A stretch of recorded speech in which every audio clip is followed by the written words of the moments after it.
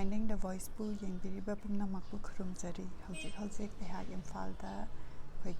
1001 thagachari ki session asi da ngasi gi oina Akoijam Khelendro sing chef oina classic hotel da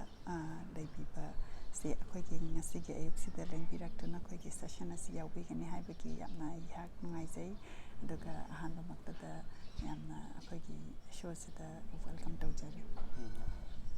ahanbada Khelendro na isagi introduction aduga background kitang share tawbi ai Akoijam Khelendro kowe singjamai Paisangtem likai deni imagi mingna Akoijam Surbala babagi mingna Akoijam Jiten kowe babadi laigidre ai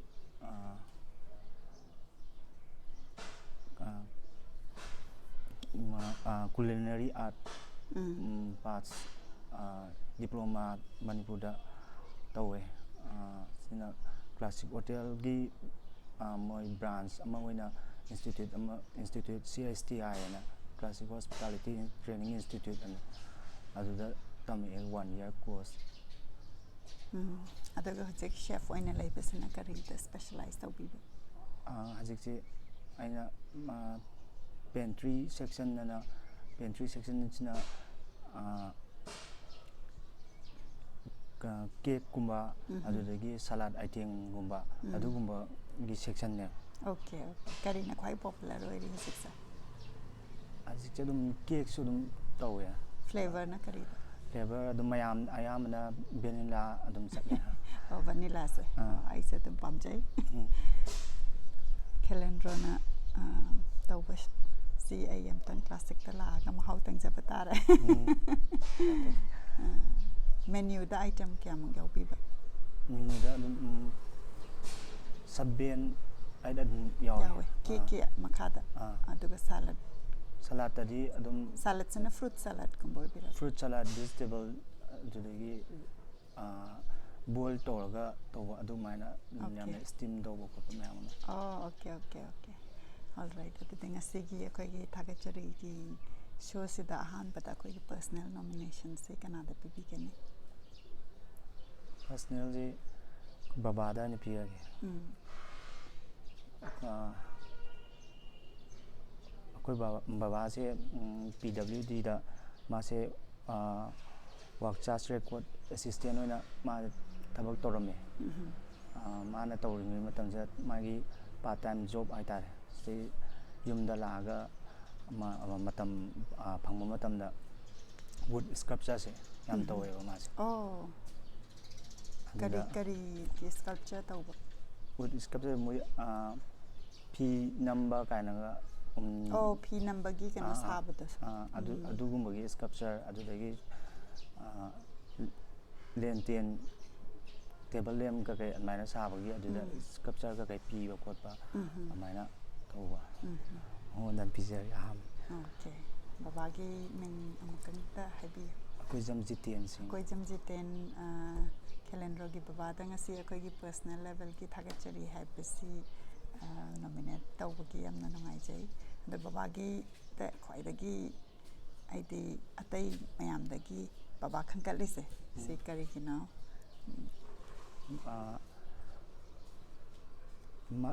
babana toramba art mayamda mana sum mayamna kada pami khole na toramba mayamda aina su angang oingadagi lai ba khotpa pamakpane aigadi yam sanaba haiti nangi creativity work si babagi work to the influence tawba daga mana tawbudi yam pamjai haibene ba yam ngai mathang tarakpada akhoi Manipur ki level da nominations na kanada pibigani Manipur ki dadi RKCS na pijage mai history da oina ta base tawraga mamang da hogi ba mayamdo lairik ka kai amte thingnarapa kholapa dharma kai adugumba dagi tawraga art form da oina yek thoraga tawdo mayamna khangbiwa mamang da tawgi pass hogi ba mayamdo ꯍꯧꯖꯤꯛꯀꯤ ꯂꯥꯏꯠꯁꯤꯅ ꯌꯦꯛꯊꯣꯔꯛꯄ ꯃꯇꯝꯗꯗꯤ ꯂꯣꯏꯅꯃꯛ ꯎꯕ ꯐꯪꯕ ꯍꯥꯟꯅ ꯇꯧꯔꯝꯈꯤꯕꯗꯧꯅ ꯎꯕ ꯐꯪꯕꯗꯣ ꯑꯗꯨꯒꯨꯝꯕ ꯃꯌꯥꯝ ꯂꯩ ꯑꯗꯨꯒ ꯃꯥꯒꯤ RKCSꯀꯤ ꯄꯦꯟꯇꯤꯡ ꯁꯤꯔꯤꯁꯁꯤꯗ ꯈꯦꯂꯦꯟꯗ꯭ꯔꯣꯅ ꯀꯔꯝꯕꯅ ꯈ꯭ꯋꯥꯏꯗꯒꯤ ꯀꯩ ꯍꯥꯏꯅꯤ ꯄꯥꯝꯖꯕ ꯑꯗꯨꯒꯨꯝꯕꯒꯤ ꯃꯔꯝꯗ ꯈꯤꯇꯪ ꯍꯥꯏꯕꯤꯌꯨ ꯁꯦꯀꯦꯟ ꯋꯥꯔꯜ ꯋꯥꯔꯒꯤ ꯃꯇꯥꯡꯁꯤꯗ ꯌꯥꯝ ꯄꯥꯝꯃꯦ ꯌꯥꯝ ꯅꯨꯡꯉꯥꯏ ꯑꯩꯈꯣꯏꯒꯤꯗꯤ ꯌꯥꯝ ꯂꯥꯏꯕꯛ ꯐꯕꯅꯤꯀꯣ ꯁꯨꯃꯥꯏꯅ ꯑꯥꯔꯠ ꯒꯦꯂꯔꯤ ꯑꯃꯁꯨ ꯂꯩꯔꯦ ꯑꯗꯨꯒ ꯑꯩꯈꯣꯏꯒꯤ ꯍꯤꯁꯇꯣꯔꯤꯀꯦꯜ ꯑꯣꯏꯕ ꯏꯚꯦꯟꯠ ꯁꯤꯒꯨꯝꯕꯁꯤ ꯄꯦꯟꯇꯤꯡ ꯑꯣꯏꯅ ꯎꯠꯂꯒ ꯑꯩꯈꯣꯏꯗ ꯃꯦꯃꯣꯔꯤꯗ ꯑꯃꯨꯛꯀ ꯍꯦꯟꯅ ꯂꯥꯛꯁꯟꯕ ꯉꯝꯍꯟꯕꯗꯣ ꯃꯊꯪꯗ ꯑꯩꯈꯣꯏꯒꯤ ꯒ꯭ꯂꯣꯕꯦꯜꯒꯤ ꯅꯣꯃꯤꯅꯦꯁꯟꯗꯅ ꯀꯔꯝꯕ ꯍꯥꯞꯄꯤꯒꯅꯤ ꯒ꯭ꯂꯣꯕꯦꯜꯒꯤꯗ ꯁ꯭ꯇꯦꯟꯂꯤ ꯍꯥꯞꯀꯦ ꯁ꯭ꯇꯦꯟꯂꯤ ꯃꯥꯅ ꯃꯁꯥꯃꯛꯅꯁꯨ ꯋꯥꯔꯤ ꯏꯖꯩ ꯑꯗꯨꯗꯒꯤ ꯀꯦꯔꯦꯛꯇꯔꯁꯦ ꯃꯥꯅ ꯃꯈꯜ ꯃꯈꯜ ꯃꯌꯥꯝ ꯄꯨꯊꯣꯛꯑꯦꯕ ꯃꯥꯔꯕꯦꯜ ꯁꯦꯔꯤꯁꯇ ꯃꯥꯅ ꯄꯨꯊꯣꯛꯏ ꯃꯌꯥꯝ ꯌꯥꯝ ꯂꯩꯈ꯭ꯔꯦ ꯃꯥꯅ ꯍꯥꯏꯒꯦ ꯑꯣꯀꯦ ꯑꯗꯨꯒ ꯃꯥꯏ ꯁꯤꯔꯤꯁꯁꯤꯅ ꯀꯔꯤꯗ ꯍꯦꯟꯅ ꯐꯣꯀꯁ ꯇꯧꯕ ꯅꯪꯅ ꯄꯥꯝꯖꯕꯗ ꯃꯥꯏ ꯀꯦꯔꯦꯛꯇꯔꯥꯏꯖꯦꯁꯟ ꯍꯥꯏꯒꯗ꯭ꯔꯥ ꯀꯦꯔꯦꯛꯇꯔꯒꯨꯝꯕ ꯄꯨꯈꯠꯂꯛꯄꯗ ꯑꯦꯗꯚꯦꯟꯆꯔꯗꯅ ꯍꯥꯏꯒꯦ ꯑꯦꯗꯚꯦꯟꯆꯔ ꯑꯗꯨꯝ ꯁꯤꯃꯥ ꯑꯗꯨꯝ ꯐꯖꯕ ꯁꯤꯃꯥꯅꯦ ꯑꯗꯨ ꯃꯥꯏ ꯑꯗꯨꯗ ꯌꯥꯎꯔꯤꯕ ꯀꯦꯔꯦꯛꯇꯔ ꯃꯌꯥꯝꯗꯣ ꯁꯤꯃꯥꯗꯨꯗ ꯌꯥꯎꯔꯤꯕ ꯃꯌꯥꯝꯗꯣ ꯑꯌꯥꯝꯕꯅ ꯂꯣꯏ ꯌꯥꯎꯔꯕꯅꯦꯕ ꯑꯗꯨꯗꯅ ꯍꯥꯏꯁꯦ ꯌꯥꯝ ꯅꯨꯡꯉꯥꯏ ꯑꯗꯨꯒ ꯑꯩꯈꯣꯏꯒꯤ ꯊꯥꯒꯠꯆꯔꯤꯒꯤ ꯁꯤ ꯅꯣꯃꯤꯅꯦꯁꯟꯁꯤ ꯁꯤꯌꯔ ꯇꯧꯕꯤꯕꯒꯤ ꯌꯥꯝꯅ ꯅꯨꯡꯉꯥꯏ ꯃꯊꯪ ꯇꯥꯔꯛꯄꯗ ꯈꯦꯂꯦꯟꯗ꯭ꯔꯣꯅ ꯑꯦꯅꯤ ꯁꯤꯌꯔ ꯇꯧꯅꯤꯡꯕ ꯀꯔꯤ ꯂꯩꯕꯤꯔꯤ ꯑꯩꯅ ꯄꯥꯝꯖꯕꯗꯤ ꯃꯌꯥꯝꯅ ꯃꯁꯥꯒꯤ ꯇꯦꯂꯦꯟ ꯀꯩꯀꯩ ꯂꯩꯖꯕ ꯃꯌꯥꯝꯁꯦ ꯁꯤꯁꯦ ꯃꯁꯥꯅ ꯂꯣꯠꯁꯤꯜꯂ ꯊꯝꯗꯕ ꯑꯗꯨꯒ ꯃꯁꯥꯅ ꯑꯗꯨꯝ ꯐꯣꯡꯗꯣꯛꯍꯟꯅꯤꯡꯉꯦ ꯐꯣꯡꯗꯣꯛꯍꯜꯂꯒ ꯑꯗꯩ ꯃꯌꯥꯝꯗ ꯎꯠꯊꯣꯛꯄ ꯑꯗꯨꯃꯥꯏꯅ ꯁꯤꯌꯥꯔ ꯇꯧꯍꯟꯕ ꯑꯗꯨꯒꯨꯝꯕ ꯄꯥꯝꯃꯦ ꯑꯗꯣ ꯑꯩꯈꯣꯏꯒꯤꯗ ꯇꯦꯂꯦꯟꯁꯦ ꯂꯩꯔꯒꯁꯨ ꯀꯌꯥ ꯁꯤꯌꯥꯔ ꯇꯧꯗꯕꯁꯤ ꯀꯔꯤꯒꯤꯅꯦꯅ ꯈꯟꯕꯤ ꯁꯤꯁꯦ ꯃꯅꯤꯄꯨꯔꯗꯗꯤ ꯁꯨꯃꯥꯏꯅ ꯃꯤ ꯑꯃꯅ ꯀꯩꯅꯣ ꯇꯧꯔꯤꯁꯦ ꯃꯥ ꯁ꯭ꯀꯤꯜ ꯀꯩꯀꯩ ꯂꯩꯕ ꯈꯣꯠꯄ ꯇꯧꯕ ꯃꯌꯥꯝꯁꯦ ꯑꯗꯨꯝ ꯂꯣꯠꯁꯤꯟꯕꯤꯔ ꯊꯝꯕꯤꯕꯒꯨꯝꯕ ꯑꯗꯨꯃꯥꯏꯅ ꯇꯧꯋꯦ ꯑꯗꯨꯗꯒꯤ ꯃꯤꯉꯣꯟꯗ ꯀꯃꯥꯏꯅ ꯈꯪꯍꯟꯕ ꯉꯝꯍꯟꯒꯅꯤ ꯃꯥꯒꯤ ꯄꯣꯠꯇꯣ ꯑꯗꯨꯒꯨꯝꯕꯁꯨ ꯈꯔ ꯆꯪꯉꯦꯕ ꯑꯗꯨꯒꯨꯝꯕ ꯃꯤꯉꯣꯟꯗ ꯈꯪꯍꯟꯅꯤꯡꯕ ꯄꯣꯠꯇꯣ ꯃꯥꯅ ꯐꯖꯅ ꯈꯪꯍꯟꯕ ꯉꯝꯗꯕ ꯍꯥꯏꯕꯗꯤ ꯑꯦꯛꯁꯄ꯭ꯔꯦꯁꯟꯁꯤ ꯋꯥꯠꯄꯒꯤꯔ ꯅꯠꯇ꯭ꯔꯒꯅ ꯏꯀꯥꯏꯕꯒꯨꯝꯕꯒꯤꯔ ꯏꯀꯥꯏꯕꯁꯨ ꯂꯩꯔꯦ ꯑꯗꯨꯗꯒꯤ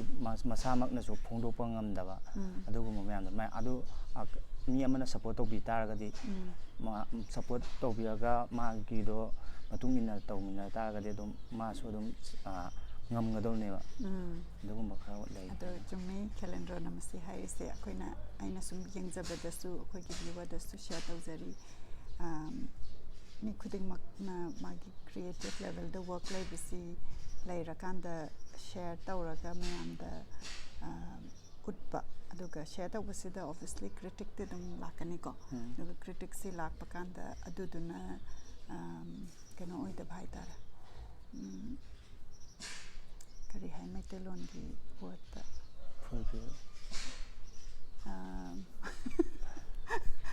ꯑꯩ ꯃꯩꯇꯩꯂꯣꯟꯁꯦ ꯈꯔ ꯌꯥꯗ꯭ꯔꯦ ꯍꯥꯏꯗꯤ ꯃꯤꯅ ꯀꯩꯅꯣꯝꯃ ꯍꯥꯏꯔꯛꯄ ꯀꯥꯟꯗ ꯏꯟꯇꯔꯦꯁꯇꯣ ꯃꯥꯁꯦ ꯔꯤꯖꯦꯛ ꯇꯧꯔꯛꯑꯦ ꯍꯥꯏꯔꯒ ꯇꯟꯊꯕꯗꯣ ꯑꯗꯨ ꯇꯧꯗꯕ ꯍꯟꯊꯕ ꯂꯩꯇꯕ ꯑꯗꯨꯒ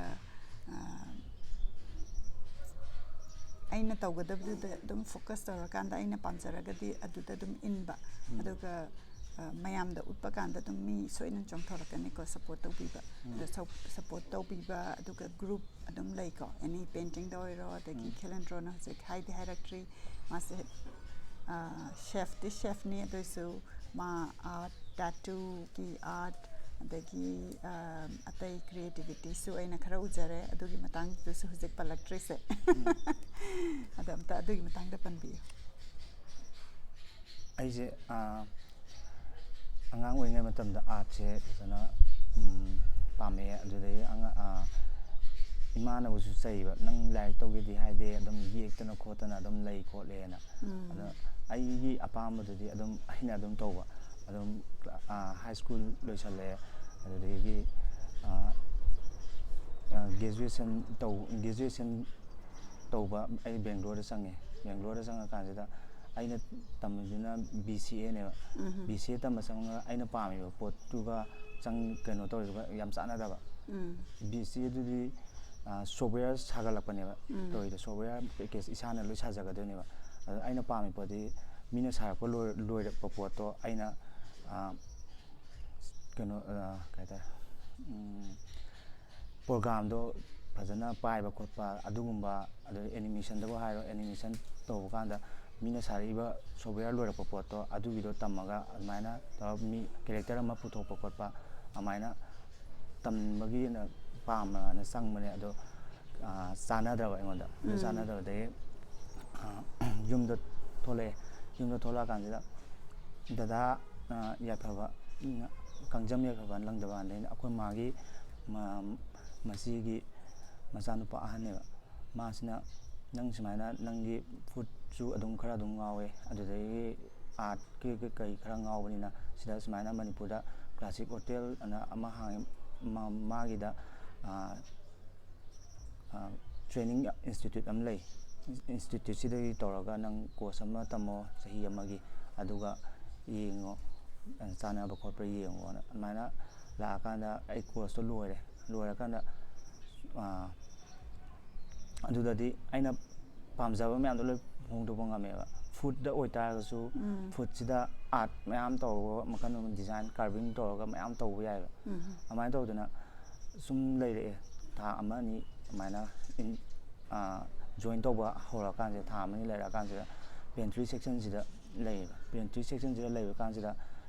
cake saba khotpa myam do sum aina sum learn tawre sum learn tawbadagi cake sina art any art form je saba ngameda aina pamjaiba art to phongdokpa ngameba mayamna character ama sima sabiyu khotpo haiba matamda any art se character duma dum isana dum khara yelakpa hairapanina dum keno tore phongdokpa ngame adai hajikju dum ayan lepa leitana adum lae order adum fazana mi tasengna masana ngaujaba mai character mayam lei adudo focus toraga simata sabiyu khopiyu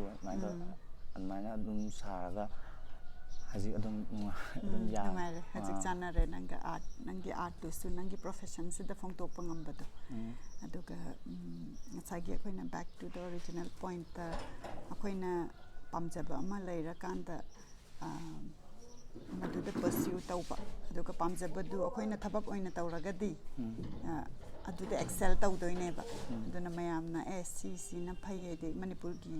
keno da neko context akoina profession da only specific profession da mama mapana adom da na hen encourage tawbibadu adugi point is kitang Khelendro na share tawbada yawe ka jik artistic lom da changbada cd yam kana acceptable oidabagi nangi lyric lom da oina chatlu haiba nai lyric tam moi haiba nataba lyric da su da makoi chanaba leidana na yam ngai adu share tawbiba adudi loisalakpasida any kano atai comment leibiribra mise masana pamjariba line do masana dum yana chatlaninge aduga parents na haiba myam dusu adusu yanaba dum chakkadomni adu tarsu parents na su support to haninge masadu na pamjari potu da support tawduna atopa du parents sing na pam sing du da support tawtari mi do kasu afaba dum oiba edi masana pam da profession du da chatlagadi masi keno kai tare mapung phaba du oiroidoineba okay yamngai akoi gi show sigi finding the voice na kamaina khangbirakpa sina aigi ai tetu se aina haknaba akoi Manipurda thirakpa kanjida mocha ꯑꯊꯣꯛꯄ ꯑꯃꯅ ꯗꯥ mocha ꯊꯦꯡꯅꯕ ꯀꯥꯟꯁꯤꯗ ꯗꯥ ꯃꯣꯆꯥꯗꯩ contact ꯂꯧꯔꯦ ꯈꯣꯠꯂꯦ ꯑꯗꯨ ꯇꯧꯔꯒ ꯃꯥꯏ ꯁ꯭ꯇꯨꯗꯤꯑꯣꯗ ꯆꯠꯂꯦ ꯑꯗꯨꯒ ꯃꯥꯅ ꯐꯖꯅ ꯑꯩꯉꯣꯟꯗ ꯌꯦꯛꯄꯤꯔꯛꯑꯦꯕ ꯁꯤ ꯇꯦꯇꯨꯁꯦ ꯁꯤꯁꯦ ꯃꯥꯅ ꯐꯖꯅ ꯌꯦꯛꯄꯤꯔꯛꯑꯦ ꯑꯗꯨ ꯌꯦꯛꯄꯗꯒꯤ ꯃꯥꯅ ꯁꯨꯃꯥꯏꯅ ꯁꯤ ꯇꯧꯕꯅꯤ ꯈꯣꯠꯄꯅꯤ ꯑꯗꯨ ꯃꯥꯅ ꯂꯣꯏ ꯍꯥꯏꯕꯤꯔꯛꯑꯦ ꯃꯥ ꯀꯩꯅꯣ Finding the Voice ꯀꯩꯅꯣ ꯑꯩꯈꯣꯏ ꯊꯥꯒꯠꯆꯔꯤꯒꯤ ꯁꯣꯗ ꯌꯥꯎꯕꯗꯣ ꯌꯥꯝ ꯅꯨꯡꯉꯥꯏ ꯑꯩꯈꯣꯏꯁꯦ ꯃꯁꯦꯟ ꯃꯊꯪꯗ ꯋꯥꯔꯤ ꯁꯥꯟꯅꯔꯒ ꯑꯗꯨꯝ ꯌꯥꯎꯕꯤꯕ ꯃꯁꯤ ꯍꯥꯏꯔꯒ ꯉꯁꯤꯒꯤꯗꯤ ꯑꯩꯈꯣꯏꯒꯤ ꯁꯦꯁꯟ ꯑꯁꯤ ꯂꯣꯏꯁꯤꯟꯖꯔꯒꯦ ꯑꯗꯨꯒ ꯑꯩꯈꯣꯏꯒꯤ 1001 ꯁꯤꯗ ꯑꯗꯨꯝ ꯑꯩꯈꯣꯏꯒꯤ ꯚꯤꯌꯨꯋꯔꯁꯤꯡꯁꯨ ꯌꯥꯎꯕꯤꯅꯕ ꯔꯤꯀ꯭ꯋꯦꯁ ꯇꯧꯖꯔꯤ ꯏꯟꯚꯥꯏꯠ ꯇꯧꯖꯔꯤ ꯑꯗꯨꯒ ꯑꯩꯈꯣꯏ ꯃꯌꯥꯝ ꯉꯥꯛꯇꯪ ꯄꯨꯟꯃꯤꯟꯅꯔꯒ ꯑꯩꯈꯣꯏꯒꯤ ꯄꯨꯛꯅꯤꯡꯗ ꯂꯩꯕ ꯋꯥꯈꯜꯁꯦ ꯁꯦꯌꯔ ꯇꯧꯃꯤꯟꯅꯕ ꯑꯗꯨꯒ ꯑꯩꯈꯣꯏꯒꯤ ꯁꯔꯥꯎꯟꯗꯤꯡꯗ ꯂꯩꯕ ꯃꯤꯁꯤꯡꯕꯨꯁꯨ ꯊꯥꯒꯠꯂꯒ ꯑꯩꯈꯣꯏꯒꯤ ꯁꯣꯁꯥꯏꯇꯤꯁꯤ ꯈꯔ ꯄꯣꯖꯤꯇꯤꯚ ꯑꯣꯏꯅ ꯄꯨꯔꯛꯅꯕꯒꯤꯗꯃꯛꯇ ꯅꯤꯡꯁꯤꯡꯖꯔꯤ ꯑꯗꯨꯒ